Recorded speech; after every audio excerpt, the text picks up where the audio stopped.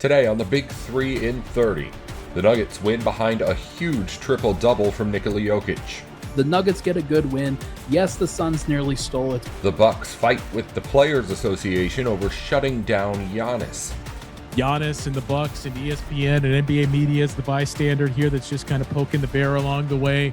And the Grizzlies rule Morant out for the rest of the season. Officially out for the season.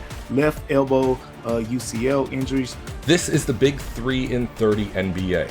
The three biggest stories in the NBA from our local experts at the Locked On Podcast Network.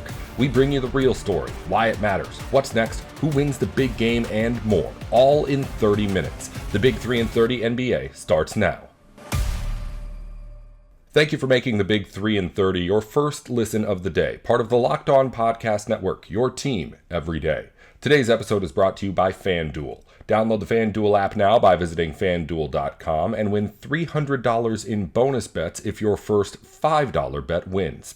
The Nuggets got a win over the Suns last night thanks to a huge night from Nikola Jokic. He put up 23 points with 17 rebounds and 17 assists. Ryan Blackburn is with Matt Moore on Locked On Nuggets with the recap. A really good win for the Nuggets. Boo your doomerism, and it's coming from me. Like, I can't believe I'm even saying this, but the Nuggets get a good win. Yes, the Suns nearly stole it, but we're going to talk about why. We're going to talk about why it doesn't matter and why a win is a win at this point. I want to stop you. Now I will stop you. Now I'm doing the point. Is this based off of Twitter? No. Oh, Chad was pretty positive. Chad was pretty happy. The chat was pretty happy. I thought the chat was fine. Our everydayers chat is great. It's going great. The vibe's been awesome today. Want to thank Grace for jumping in. She's been in there today. We've had like so many good folks hanging out with us. Like Perez, like we have so many great folks hanging out with us in the chat. Chris is always in there with colorful thoughts and feelings. And Druid and Red Whites. It was a lot of fun. Yeah, it's a good time. I think that the tone was very positive tonight. I think it's as long as they won. If they lost, it would have been bad. Yeah, because once you let go of a double-digit lead again, and you put yourself into a pretty negative situation in that fourth quarter where you're playing an 8-man rotation, you're intentionally fouling Oso Ighodaro down the stretch to try to put him at the free throw line, and you're not executing that well. And lo and behold, there's an opportunity for the Suns to steal this one until right at the end of the game, the Nuggets set up a really great play. I loved what they drew, whether it was a drop or whether it was it was a drawn-up play. But Cam Johnson brings Jalen Green into the action to force him to defend on ball with Oso Ighodaro, to defend the Murray-Jokic two-man game. Murray does a great job of stringing it out, taking Oso with him. Oso sinks into the paint, and Jokic has an absolutely wide open, buttery jumper at the elbow that he kind of like half shot a floater, but I had zero doubt that was going in. Like, it was absolutely going in. It was a perfect look, a great opportunity, and a great drawn up play from David Adelman, executing well with the two-man game. I thought that Denver, especially Nikola Jokic and Jamal Murray, really shined down the stretch. I thought that they did some really impressive things. What did you see tonight from the Nuggets, Matt? I thought Jokic was really good. He was definitely trying to get calls and pick up the tech early.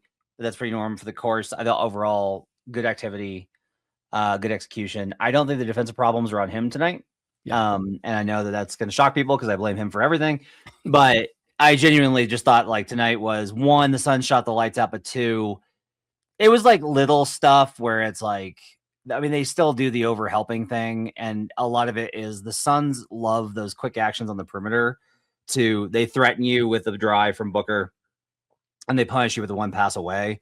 I personally still don't understand why this is such a problem for the Nuggets and pretty much every team in the league. Like, I was watching this today with a bunch of different squads with SGA for some stuff I'm doing, and it's just like, what do you think you're gonna do? Like, this is always my question. Is like, I'm crowding him by stepping over here 2 steps away. It's like, he can get by you. There's enough room for him to just drive by. Stop it. Like, just stay on your guy. You're going to reach in and commit a shooting foul on the way up? Yeah, and every time that you take that step over, that guy on the perimeter has he has the best view of the court of being able to look at it and be like, oh, my guy's like 2 steps. It's like stealing the base. Oh, come to me.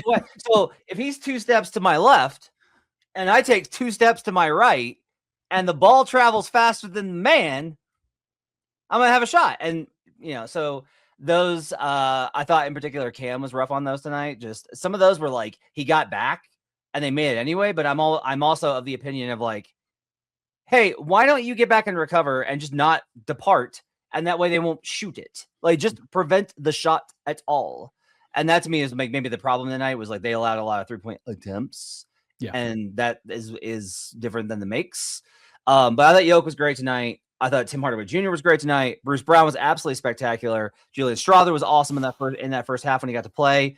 I guess he was raptured and taken from the planet. So miss bad rotation decision from David Adelman there. I understand why it happened, and I understand you don't want to throw a guy like that into the fourth quarter when you did the same thing in the second quarter. But like, yeah, I mean, come on, like this is you can't be going to 8-man rotations on a consistent basis in these games on right before a second night of a back-to-back. You didn't think Spencer was good. I thought Spencer was good.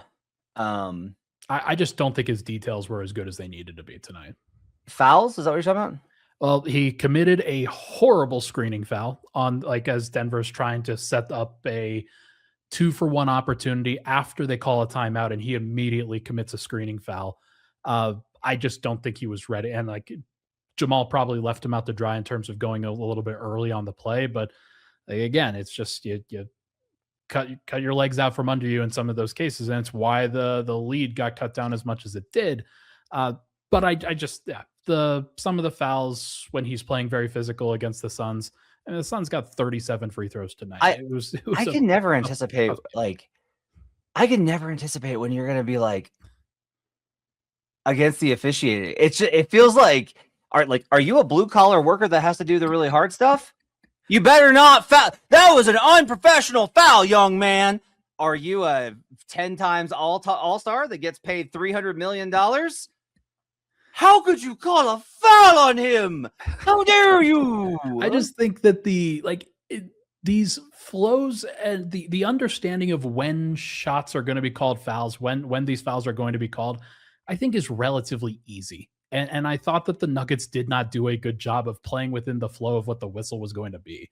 Like Devin Booker, hey, I'm pretty upset about not getting a foul call on the previous possession. Hey, Cam Johnson, we're going to get right into you and drive right up, and Devin Booker's going to drive right at you.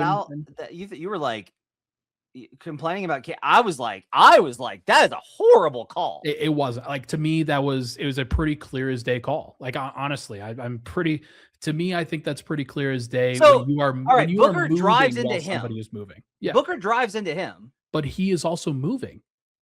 Like, right, Cam's moving. Booker changes direction. That's the whole thing. Is like, you're not allowed to shift direction. You can drive straight line. That's the rule. That's the point of emphasis here, is you can drive straight. But he's going around, like he's curving around the perimeter, and he leans into Cam and nestles his shoulder into his armpit and then flails.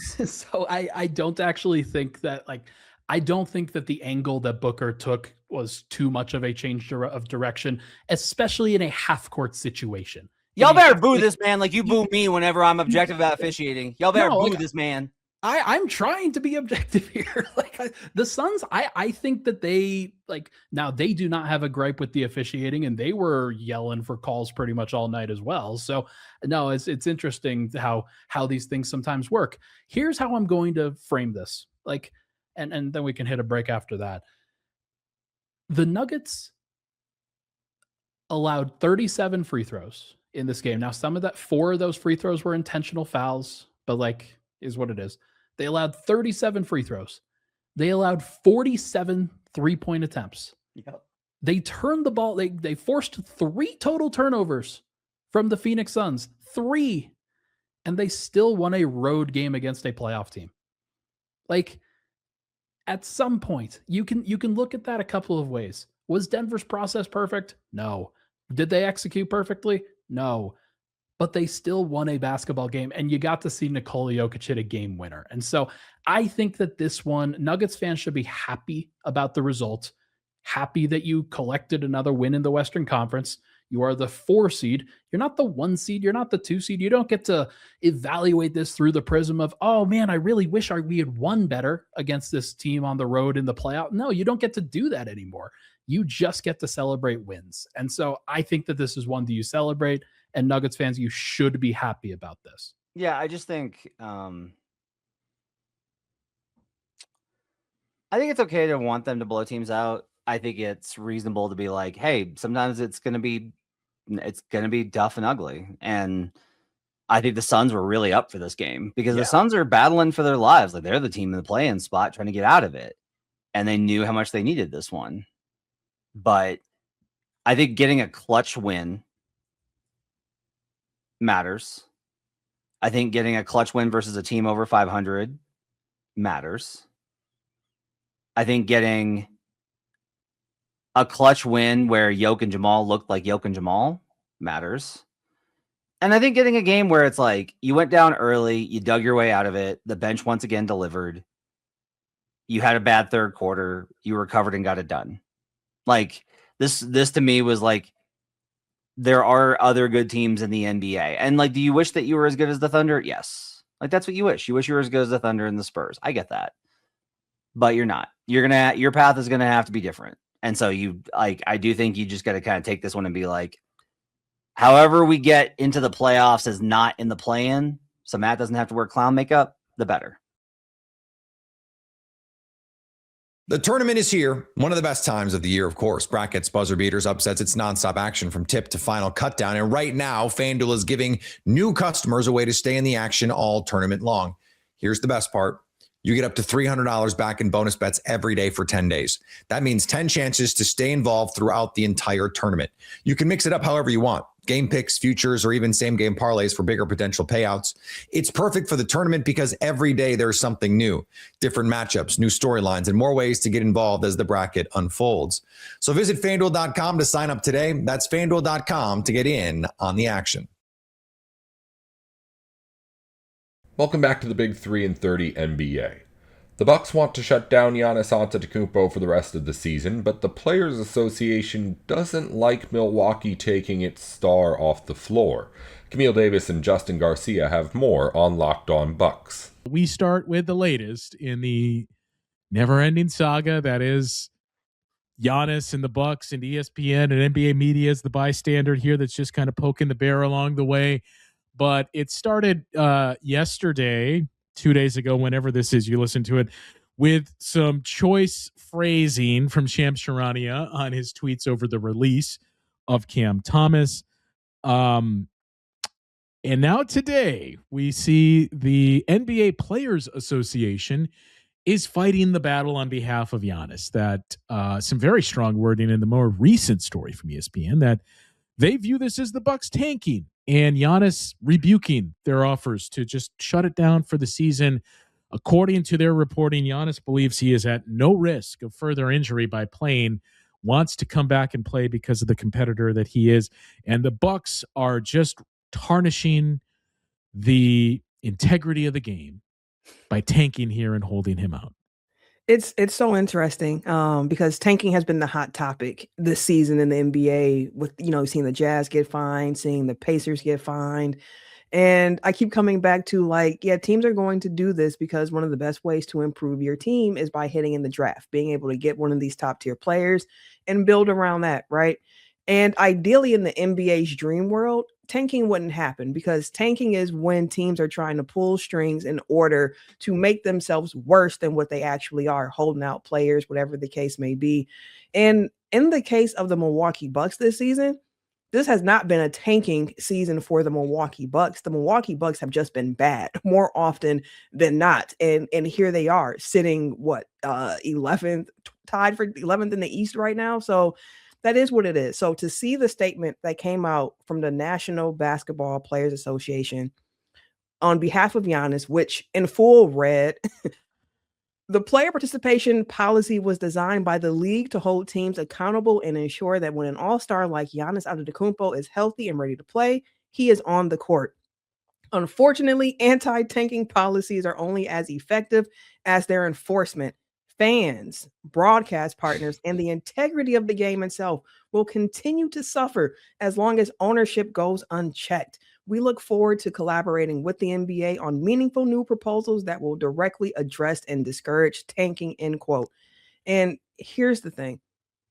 If Giannis was fully healthy, personally, I want to see him on the court.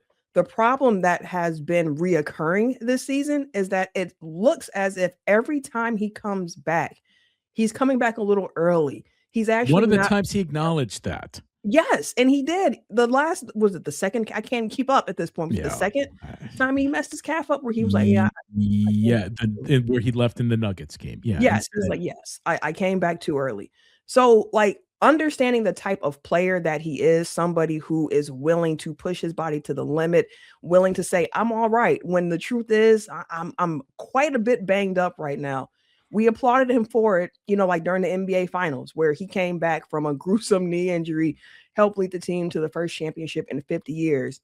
But in a season like this one, where you have now missed the most games of your career in a season, where every time you come back, something else has popped up, it could be in the best interest of your overall health to just sit. But again, if we find out, because the initial injury report on this hyperextended knee was what he'll be reevaluated in a week or so. Hey, if 2 weeks after that, he's clear to go, get back on the court. But I think the Bucks side of things, and it's not like I'm talking to people there, but they want him to be healthy, because whether he's on this team or he is traded this summer, his health is of the utmost importance. I can speak for 2/3 of the group that they specifically called out here in their strongly worded statement. Where was this message? And where is this message, for that matter, when the Utah Jazz continue to do what they do on a nightly basis? And look, you can cling to the Jazz aren't actually tanking and they've had injuries. And I've seen, I'm not going to single anyone out here, but I've seen a lot of people kind of change their tune on whether or not tanking is good and is it bad. And you and I have talked about the culture that it can create. Not just tanking, but prolonged losing. And like at some point, you don't want to lose. You want your young players to experience a better system and culture and winning, and that helps develop talent more than anything else. Where's the message for what Utah is doing? And look, yes, guys have been shut down with injuries and surgeries. Some of those surgeries seem very elective in what they're doling out there. But by my count here, the Utah Jazz, Camille, so looking through the last 1, 2, 3, 4, 5, 6 games, in 4 of those games, they played 8 players. In one of those games, they played 9 players. One of those 8 has been on a 10-day contract. Yep. The rest of the group, I mean, honestly, instead of just doing half-court shots for $10,000 or whatever we do in arenas, name 4 players that are playing tonight for the Utah Jazz. And if you can do that, you win $20,000 is what we should start doing, because that's what it's reached. So where's the message here with what Utah's doing? And the fact that it goes beyond that and what we saw prior to all of this of, oh, well, we're too competitive, we're just going to sit guys in the fourth quarter. Like, that is just as ridiculous and damaging. Like, I know we're closer to this, so you can say, well, you're biased, but come on. The guy is clearly hurt. In anything that you've watched in recent games, you can see this is not the version of Giannis that we have grown accustomed to seeing. He has dealt with nicks and things throughout this year multiple times. Each time he's come back, he has looked like a lesser version of himself, whether that is him acknowledging and saving himself to prevent injury, whether or not he's just subconsciously, I got to get out there and play. The fact of the matter is this has been 4 years of injuries, of wear and tear, of playing throughout the offseason. And if ever there was a guy that needed to just shut it down and regroup for this following season here, regardless of where that is, I don't even want to open that can of worms yet. It's right here and now. Like, if anything, this is the Bucks trying to do well by Giannis and say, look, we know there's a chance you may not be on this team next year. But what if you injure yourself? You know, what does that mean for you? What does that mean for your future? And number one, it means you do sign the extension and stay here in Milwaukee if you suffer some type of re-aggravation there. But like, we're also looking out for your best interest here.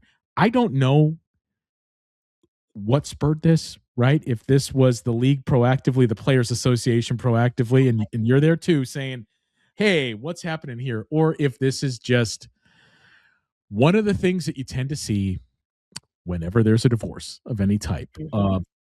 Now we're getting petty here. That is the question that remains to be answered.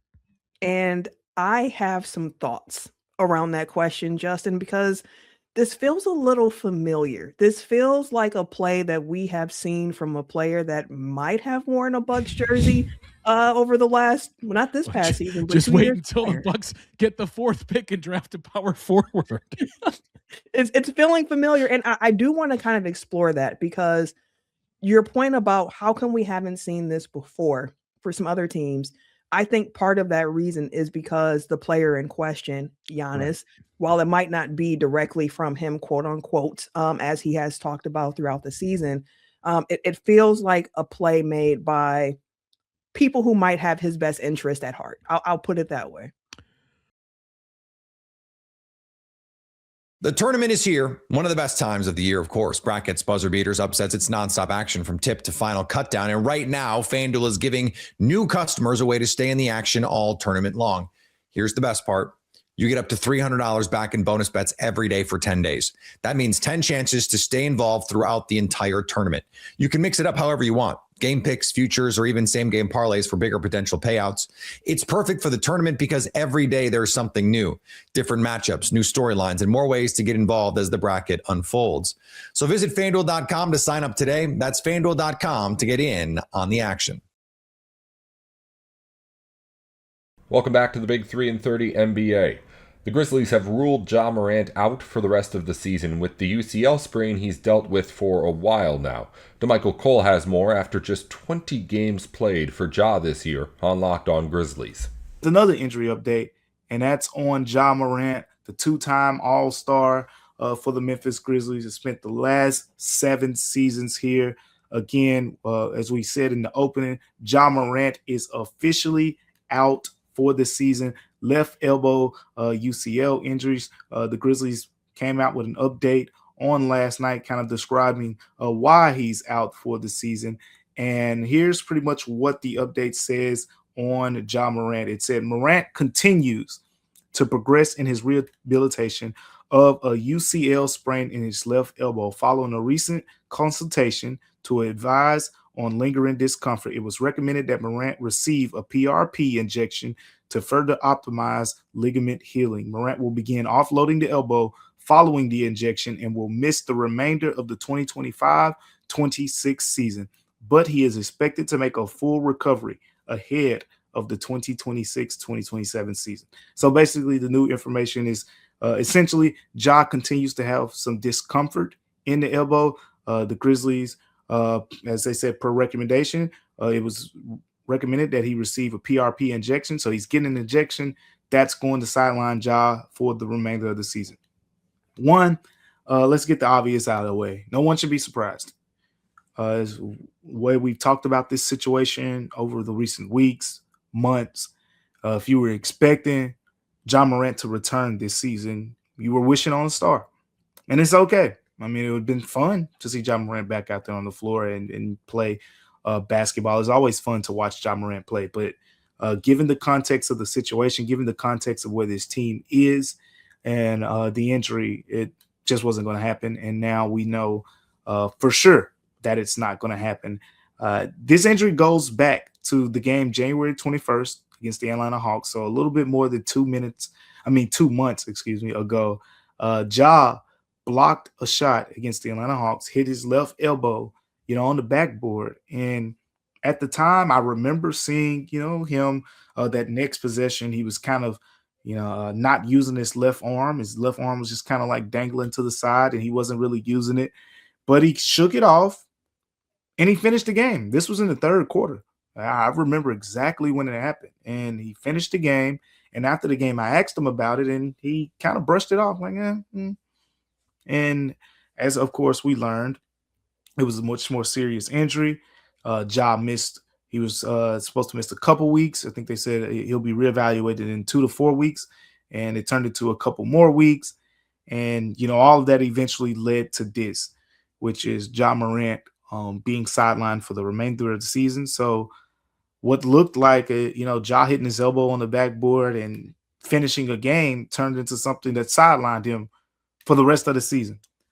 So that's kind of where things stand there. And if you've been following the Ja Morant situation since January the 9th, as we talked about every layer of his future with the Grizzlies and his present with this organization as well, there's a big picture perspective here that we have to address now, given this context. And it's simple.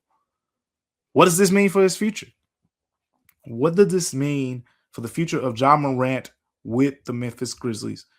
Kind of alluded to it in the cold opening, but I'm really not certain that there's a future with Ja and the Grizzlies. And we've been saying this, so it's not like this is some oh no moment. It's just kind of what the situation has been up to this point. He wasn't traded at the deadline. And one of the things that I said, I remember saying at that point, is kind of caution people to not take this as a sign as things blew over, or all right, everyone's all good. Ja's going to be a Grizzly for life now, and he's going to get a new contract here and all those things. None of it was an indication of that. It was more because of the market. There weren't plausible offers out there that made sense for the Grizzlies.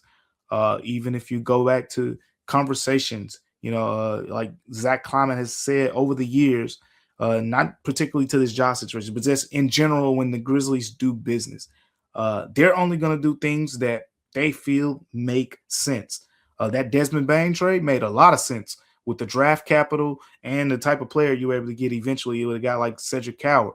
The Jaren Jackson Jr. trade, we'll see, over time, but that draft capital that you got, the 2031 unprotected first, and a couple young players, Walter Clay Jr. first round pick this past season, who isn't really playing well right now, but Taylor Hendricks, another guy who's actually playing solid, but was a top 10 pick, a couple drafts ago.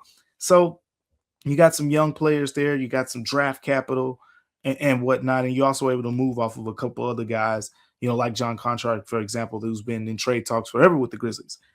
But those guys were moved, and all of that was kind of an indication on where the Grizzlies kind of were reshaping their future. But as it pertains to Ja Morant, after that trade was made, and Zach Kleiman spoke, I believe it was February 6th, and he essentially said, we're pivoting to a younger build. Should have been pretty clear at that point that Ja wasn't at least as much of a focal point on the future of this team. Now, even going just beyond that, like, I have questions about just what this means for his market too, because it's not a certainty given the way that the Grizzlies like to do business. Remember, they want to do deals that make sense for them, and they're very firm on what makes sense for them. They usually aren't the ones to give in. So with the Grizzlies being firm on their price for Ja Morant and Ja not playing another game since the trade deadline, how does his market improve? Quite frankly, how do the Grizzlies agree to a deal?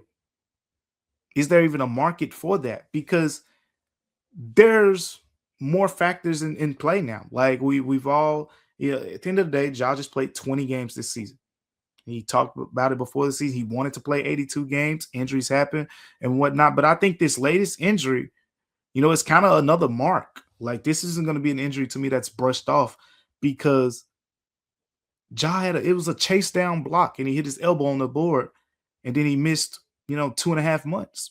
That's what it's going to be remembered as, a chase down block where he hit his elbow on the board and he missed 2.5 months. And if something like that, because there are the other injuries, like where he was nailed on the screen by Daniel Tice last season against the Pelicans and had the neck injury and whatnot, or when he's been hit out of the air, by Lou Dort, Anthony Davis, Christian Koloko, and those guys, and those injuries have happened, like completely different situations.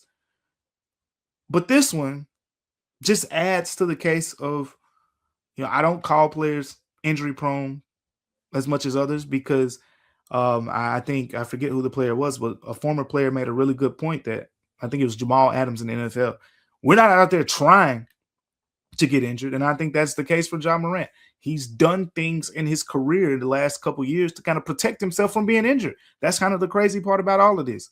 Ja said, "Oh, I'm not going to be dunking as much, anymore. Oh, I'm going to lay the ball up, basically staying out of harm's way, protecting his body." And he's done those things more. He's been much more controlled, I guess you can say, going to the rim, less recklessness, and he's still getting injured. So it's like, what else can he do? What else is he supposed to do? And you're asking another team to take on 2 years, $87 million, essentially, taking on a Ja contract, because that's what he has left in his current deal. He has 2 years. He has $87 million. So that's a hefty price for any team to take on. So it all boils down to, look, will there even be a market out there where you can even trade Ja? And again, this is all me. I try to speak to this from the reporter's perspective, because I can easily, from an opinion standpoint, look, if you keep Ja, you got these top picks, you got Cedric Howard, you got Zachy, who we're going to talk a little bit more about in a second. Like, there's a way to make that work, because at the end of the day, Ja's only 26. Like, yes, they're pivoting to a younger build, but I think part of that younger build is financially aligned players as well, if that makes sense. Whereas Ja is going to be making, again, over $40 million over the next couple seasons. In each of those next couple seasons, going to be making over $40 million. That's all for today's Big 3 in 30 NBA. If you follow football or college sports, the Big 3 in 30 has shows for the biggest news in the NFL and on campus going up every weekday, just like this one. Just search the Big 3 in 30 NFL or the Big 3 in 30 College wherever you're listening or watching right now. Thanks again for tuning in to the Big 3 in 30 NBA.